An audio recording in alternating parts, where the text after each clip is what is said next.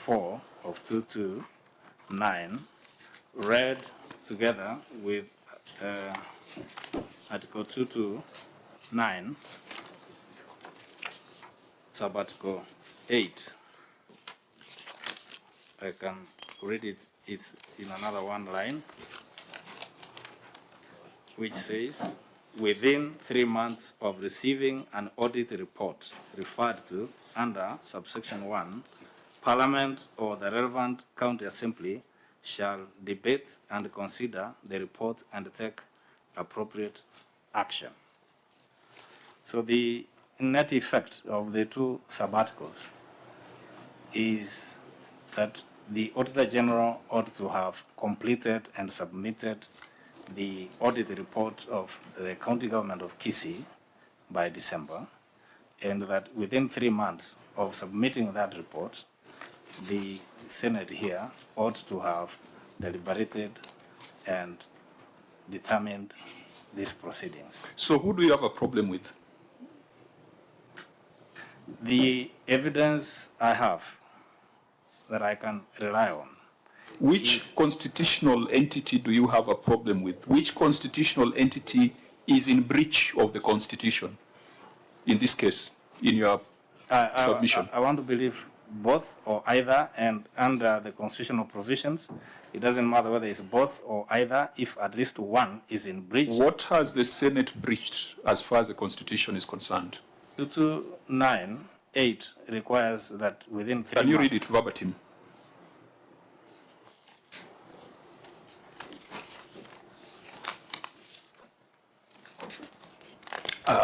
Council, as you prepare to read, you will also address us on retroactive applicability of that decision. You will point us to the paragraph where the judge says that all previous audits are now declared illegalities.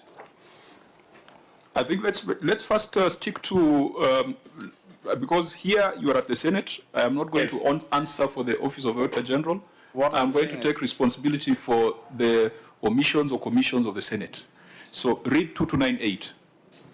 It says, within 3 months of receiving an audit report referred to under subsection 1, Parliament or the relevant county assembly shall debate and consider the report and take appropriate action. Where has Parliament breached that provision? The invitation we received, the first invitation to deal with Who this tells you that that invitation was a first instance where Parliament was dealing with this report? Have you looked at the covering schedule? When was this report tabled in Parliament? Well, you said... When was the report tabled in Parliament? I don't have the evidence. If you don't have that, then you are engaging in speculation, my friend. That would deal with 2294 concerning the timelines within which the... No, Wakili. If a matter is expressed in terms of a time period, if you do not know the start date, can you really talk to us about breach of the Constitution? You have said yourself you don't know when the reports... Just a minute. I have one... Do you know when the reports were tabled in Parliament? Yes or no? It's a simple question. I don't, and that is then why therefore you cannot know whether it is out of time if you don't know the date in which it was tabled. That is insofar as you're dealing with the... Correct, and that is the question the chair is asking you. Let me clarify this, because this is a no-brainer. I see where you guys are going to, but we are not going to allow you to go there.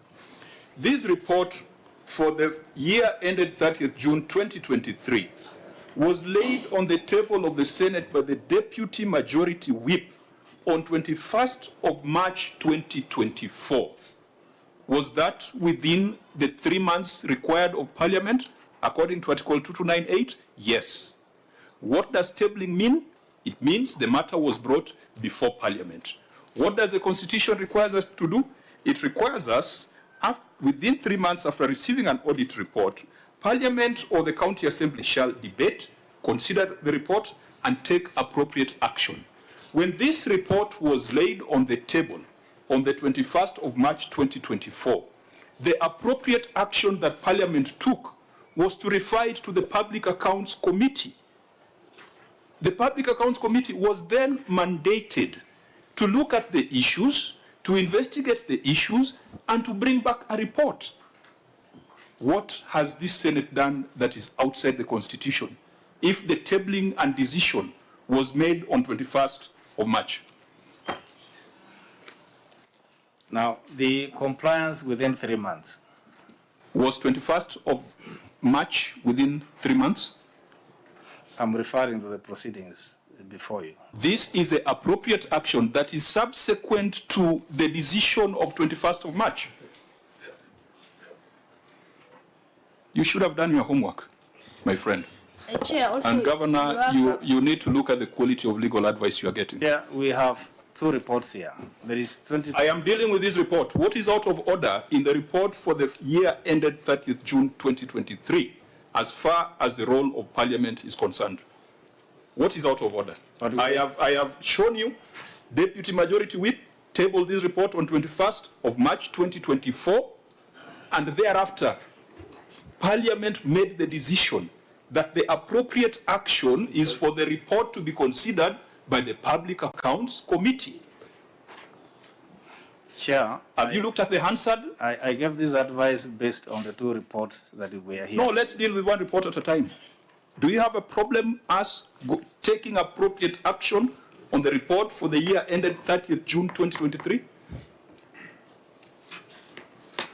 I will need to be furnished with evidence when. Whose responsibility Chair, is it to I have been prove? kind enough to supply that evidence to you. Because today you are not running away. Tuko na wewe hapa. The evidence is now before you. Can you see the page that the chair is referring to? Chairman, as the CA is looking at that document, rightly the way you put it, you received the document on 21st March. Within the 3 months, which are coming to an end, that is in July, the invite that you gave us, you should have actually made it possible within the 3 months to have considered these reports. Governor, you go back and read Article 2298. Yes. We have looked at this ruling that you have put before us. We have looked at it from page 1 to the last page. What is required of Parliament is to debate, consider, and take appropriate action. What we are doing right now is a part of taking appropriate action. When a report is tabled, the Speaker or the leadership of the House makes certain decisions for action to be taken by a committee that is outside the 3 months that we're talking about here. Chair and Governor, in light of what you told us earlier about your inability to attend this committee, is that really a fair accusation for you to make? Knowing very well that you yourself have been unable to appear here, and you have given us reasons. One time you were outside, the other time you were at a presidential function. We were here.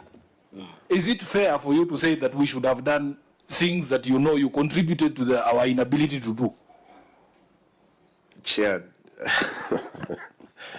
that will not be fair. Agreed. But the question is, Chair, apart from where at the Senate as it is, that it did not receive this report on time as required by the Constitution, could we cure? That's the question, Chair, again. I want to... Okay, let me ask you, Governor. When did you submit your financial statements to the Auditor General? It must have been submitted on time, Chair. No, it's not a speculation, because you guys are prepared with the facts. Yeah. What is the date on which you presented your financial statements to the Auditor General?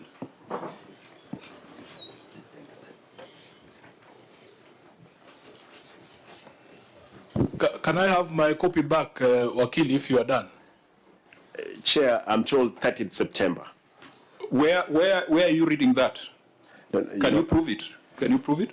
I can ask my people, because they're the people who submit under the Auditor General. The financial statement that was tabled in Parliament indicates that they were prepared by your team on 10th of January 2024. 10th of January. Now, Wakili, since you are a smart Wakili, what is your constitutional responsibility as an entity that receives public funds? Before you accuse the Auditor General of sleeping on the job, this was submitted on 10th of January 2024. What is the constitutional responsibility of the entity? Before you shift the blame? Well, I'm not shifting blame. What is the constitutional responsibility of the entity? They are supposed to account. And you're supposed to prepare your financial statements within what duration? Before the close of the financial year. Well, it's not before close of financial year. Be fair to the accountants in the house. You can tell us because they're here. What is your responsibility, statutory and constitutional? Because the Auditor General cannot provide a report before you have presented your financial statements.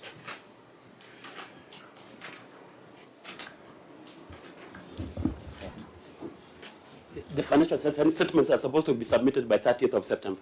30th of September. Yeah. These were submitted on 10th of January.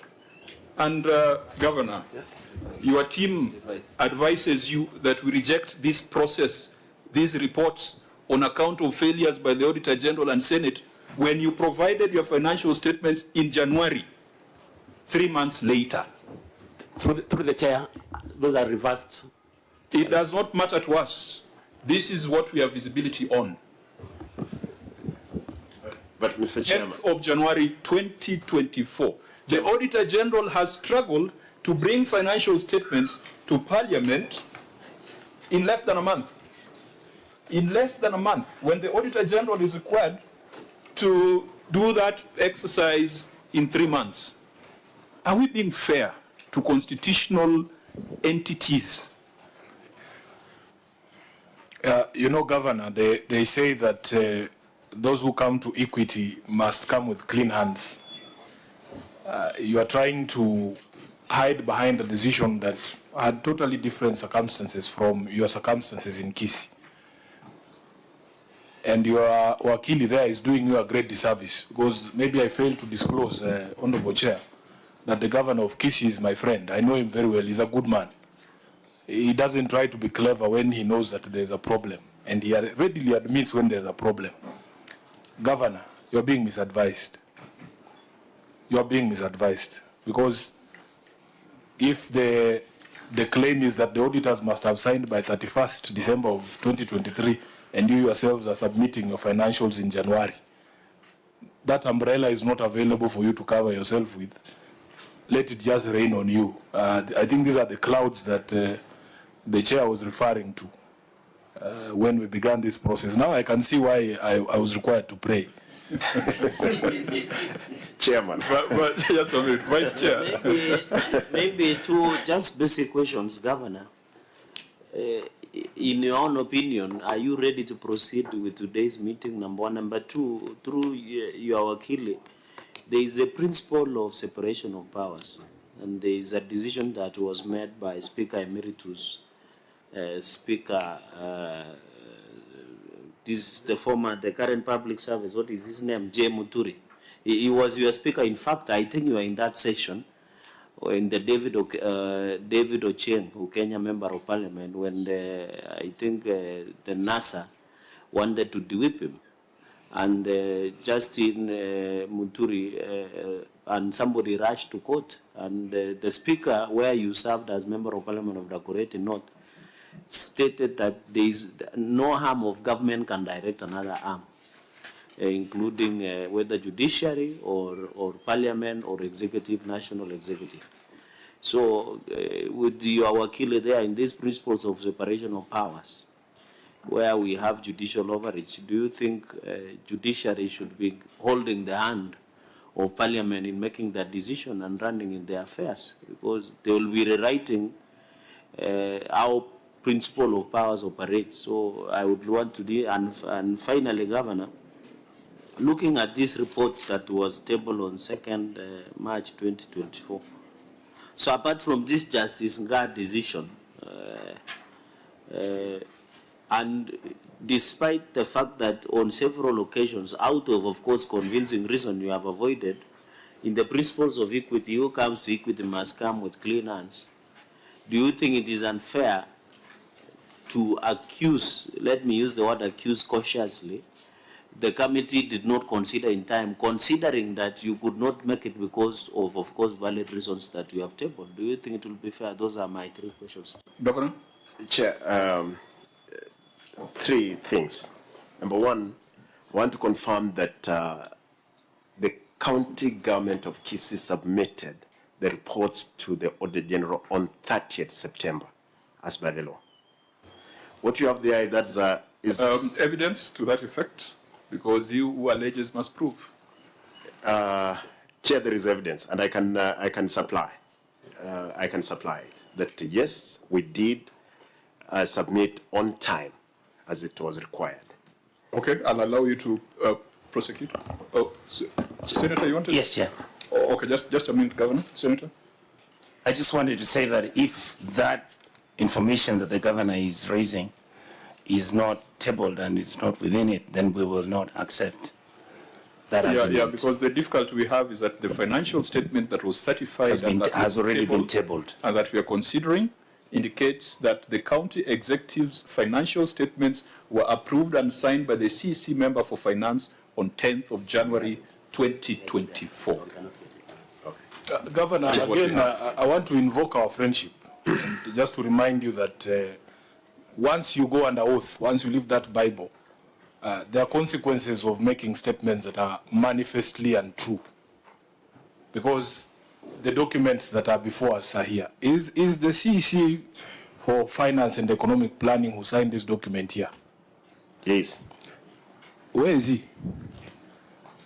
Chairman, I'm around. As Governor, you need to ask your CEC if he understands the import of appending your signature to a document, especially given what the document says. In law, your attorney there will tell you that once you have a document, you don't introduce oral evidence to explain its contents, because we can all read. This is not in Gusi. This is in English. It says the county executive's financial statements were approved and signed by the CEC member for finance on the 10th of January 2024. Is this your signature? Yes, Chairman. That's So is this document wrong? Because what the governor is saying is different from what the document is saying. Should we believe the document or the governor's oral presentation? Chairman, that's my signature, and that's the document. I believe is very, very. Is what this document saying correct? I believe so, Chair. My friend, is what this document saying correct? Yes, Chairman. Governor, you may want to retract because the subject matter specialist has a different version from what you are giving the committee. Chairman, given that he just signed, the people who submitted the documents, they're here. And I want to confirm because they have been. And I'm happy that you're bringing up that document. Mr. Nyandanyi, when did you submit the documents? With evidence. And who is Mr. Nyandanyi? Head of accounts. Through my governor, we usually submit by 30th of September. Usually. But we don't have the evidence here with us because we didn't know. Then what you're saying is not useful. Governor, proceed. Chairman, number two. You said there were 3 things. I'm still allowing you to, but remember our 10 minutes is spent. Number 2, Chairman. Number 2, the fact that we brought in the documents and we submitted to the committee. Chair, we were ready to continue with the report, as it were. But Chairman, again, the fact that there was that ruling is what we were taking precaution of, so that we don't offend the Constitution, as it were, and it has been cleared by the courts. Tomorrow we don't find ourselves as a county, as the Senate. Always I'm ready, Mr. Chairman, as I've said. Only precautionary, we were taking caution. Governor, are you ready? Are you ready to proceed? I'm ready, Chairman. Are you still maintaining your preliminary objection?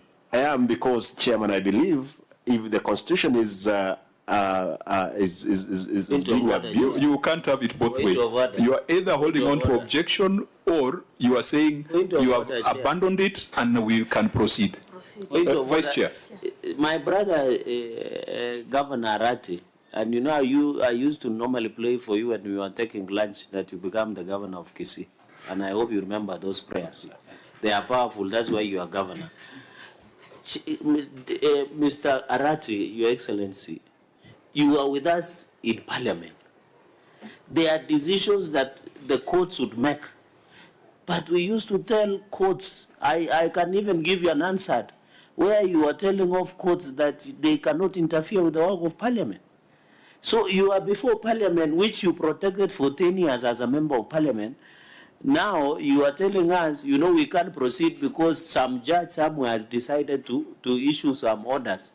Yet I thought the important part through the chair is accounting for the taxpayers' money, regardless of any other decision, because I thought you wanted the people of Kisii to know today how the money we dispense to can be accounted for. So, Governor, you should choose the way.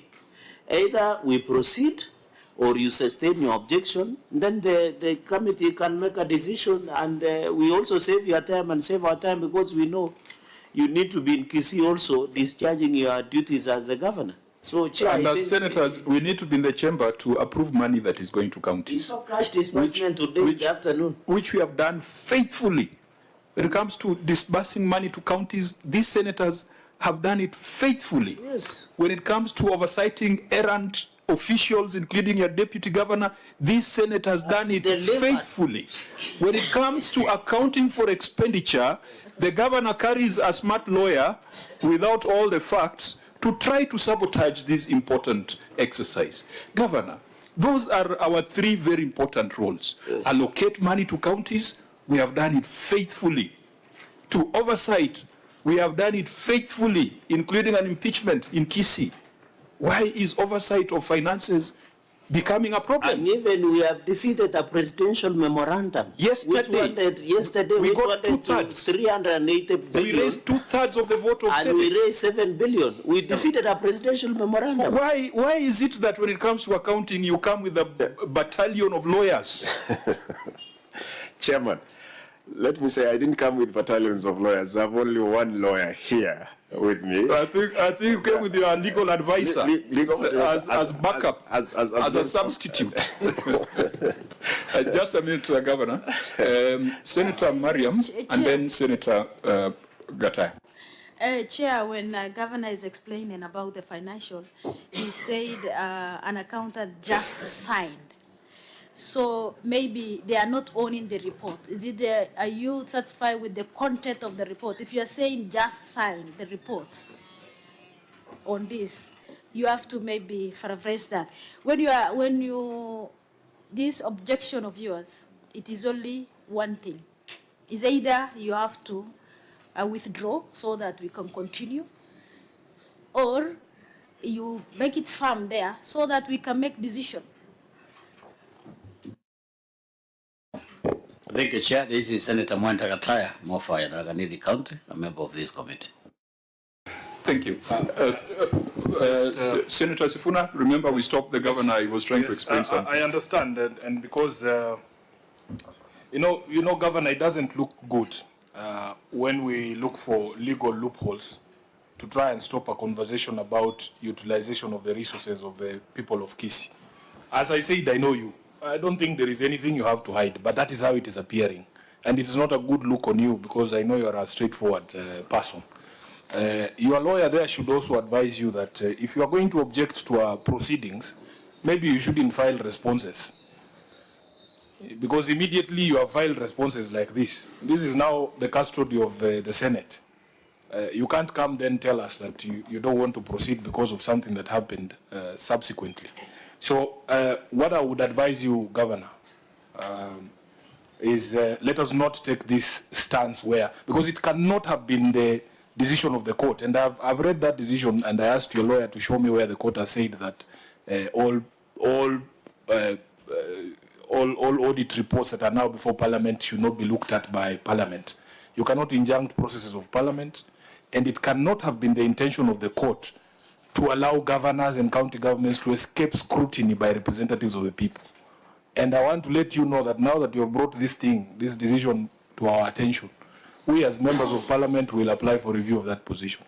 It is not tenable because it doesn't make any sense. Right now, the auditors are having to scramble. They're trying to comply. Yesterday, I was at an what is it called? Entry meeting, because the governor knows I'm also an accounting officer. My exit meeting is on the 9th. By 31st, the reports for that big party that you're speaking about will be done. Honorable Governor, we are not in the business of running away from accountability. And all that happens in this committee is a conversation about how money has been utilized. So you should encourage a position that allows these facts to be brought out, and also to use this forum to also explain to the country and the people of Kisii what your government is doing, because you will not get a better opportunity than this.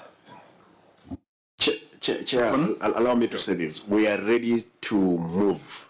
The only thing, Chair, as I said earlier, it's good that I also bring it in, know that there is this ruling. But for me, Chair, I'm prepared.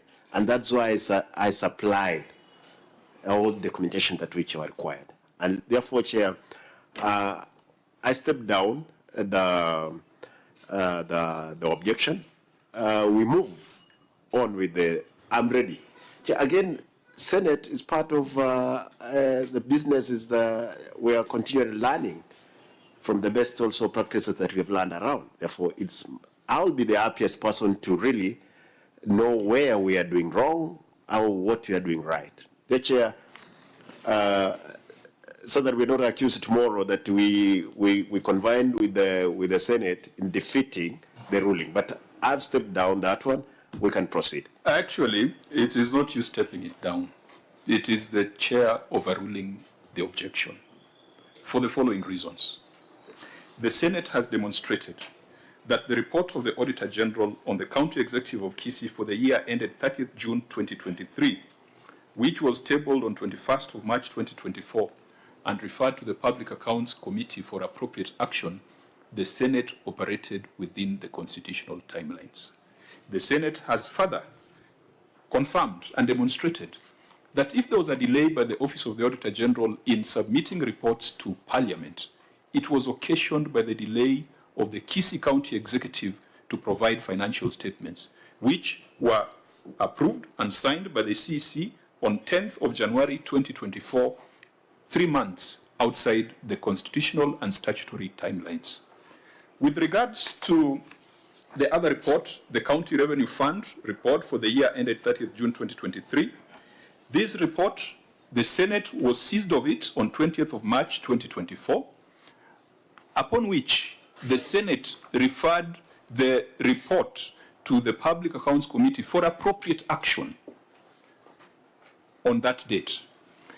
If there was a delay by the Auditor General in submitting the report to Parliament, again, it was occasioned by the County Executive of Kisii, because the County Revenue Fund's financial statements were approved and signed on 19th of December 2023, whereas they ought to have been provided by 30th of September 2023. If anyone is going to take responsibility for that delay, it is the County Executive of Kisii. In the final report for the financial year 2023, this report, Parliament was seized of it on 21st of March 2024 within the constitutional timelines. We did our own internal processes of debate and consideration, and it was referred to this committee for appropriate action, which is what we are doing. If there was a delay by the Auditor General in providing the financial statement report to Parliament, it was again occasioned by the illegal actions, because these are violations of the law. We can point you to the law that makes it an offense not to comply with the provisions of the Public Audit and PFM Act. The County Revenue Fund, the revenue statements were approved and signed by the receiver of revenue on 30th November 2023, 2 months outside the statutory timelines. So, Governor, we must make a ruling on this. I do not want us to avoid taking the decision. Parliament has acted properly within its timelines. The County Executive of Kisii has acted outside the constitutional and statutory timelines, and therefore, if there was to be a crisis, it would be a self-inflicted crisis by the county executive of Kisii. Now, it's important that we have this conversation, and I think it's important that you brought it up. Chairman. So that it can, just a minute, so that it can provide guidance to the other governors who might assume that they can use a legal loophole to run away from accountability. The Senate, I think we have applied our minds to this. Of course, we are seeking a review on certain issues, transitional issues, clarification on practical application. But we cannot seek a review of the Constitution. We are not, there's no contention about what the Constitution says. But for us to fulfill the constitutional requirements, all of us must play our part. There is no way the Auditor General can give a report if the entity provides a report in the following year. And there is no way this committee can take appropriate action without calling the entities, because Article 47 gives you the right to fair administrative action. So it's not, unless you just want us to adopt and say that insurance money was stolen, HR money was stolen. That's why we afford you this opportunity. I've made that long submission so that it can act as a guide kwa wale ambao wako na nia kama zako. Chair, first of all, I withdrew. Therefore, after withdrawing, Chair, you can't give the ruling on it, because I stepped down that objection that I No, the matter needed to be determined. I know, Chair, you're guiding that another governor coming for must put their acts together. But again, I agree with you. We must be all of us faithful to what the Constitution requires of us. Therefore, as I just indicated earlier, Chair, I withdrew. Therefore, that suffices, the ruling you were to make. Honourable members, unless there is an observation, I wanted to take this view. Governor, the House is going on recess today, and there are certain instruments which, if you don't pass, counties are going to be starved of cash. Yesterday, we passed the County Allocation of Revenue Bill, CARA, and we had to raise 2/3 to defeat a memorandum by the President, which wanted to distribute 380 billion. These senators here, we came together and we ensured that whatever was distributed was 387 billion. Today we are supposed to process other statutes, the cash disbursement schedule, and a few other bills that would be supporting devolution. We don't have much time to consider the report before us, but at least we have agreed in principle that notwithstanding Jairus Nga's decision, this exercise must be undertaken because it's part of that appropriate action. And I wanted to make a proposal, honourable members, that if the governor stepped down, but I've also given guidelines on how Senate proceeds in light of that kind of concern, that we may need to defer or to adjourn early to allow us to make those other decisions that are good for devolution, and then propose another date where we'll not be taking too much time on preliminaries, where the governor will come and will go straight to action. And maybe by that time, the Auditor General will have provided the most recent report, so it will give us a fresher perspective on the affairs of Kisii. Honourable members, could I hear your comments on that? Senator Nyonka? Thank you, Chair. I think I have no objection to us making a ruling, because the matters in this report are quite weighty and they need some time. So I would like to say I appreciate that you've accepted and realized that. Okay. Thank you. Senator Chairman, I abide fully with your wisdom that has come forth. So I think we should proceed in that fashion. Okay. Chair, that's the best observation that we can make as a committee, and we totally agree, because we have spent quite a number of time on the preliminaries. And now that the governor has stepped down, I hope next time when he appears, then we shall have a... He would step up again. Senator Mariam? Chair, I agree. And the issue of audit queries are almost 20-something, 25, 26 queries. So with this time, it will not be convenient for us to work on this. So I agree with you, Chair. Let me ask Senator Dulo and Senator Mutata to go on record. They were with us earlier, but they went into another meeting. Just go on record for answered purposes. Fatuma Dulo, Isiolo. Senator Mutata. Okay, Mutata Koiti, Your Excellency, welcome, your delegation. I had gone for another meeting. Don't forget to see the incoming president. Oh, the incoming president, yes. I had gone for another meeting for on compensation of police officers. You are welcome. And the long and short of it, Senator Mutata, is that the Jairus Nga ruling on constitutional timelines with respect to Article 2294 and 2298 have come up, and we have deliberated. The governor raised a preliminary objection, and he decided to stand it down just when we were about to give a ruling. But the principle we have taken is that Parliament is operating within the timelines, because these reports were tabled in Parliament within the 3 months, and Parliament took the decision to refer it to the relevant committees for appropriate action, and that's in line with the Constitution. And we have also asked the question, where constitutional timelines are breached by an entity, for example, KISI, submitting their financial statements in January of the subsequent year, would it be fair for then KISI to come here and say that the Auditor General breached the Constitution by not auditing reports that were not existent?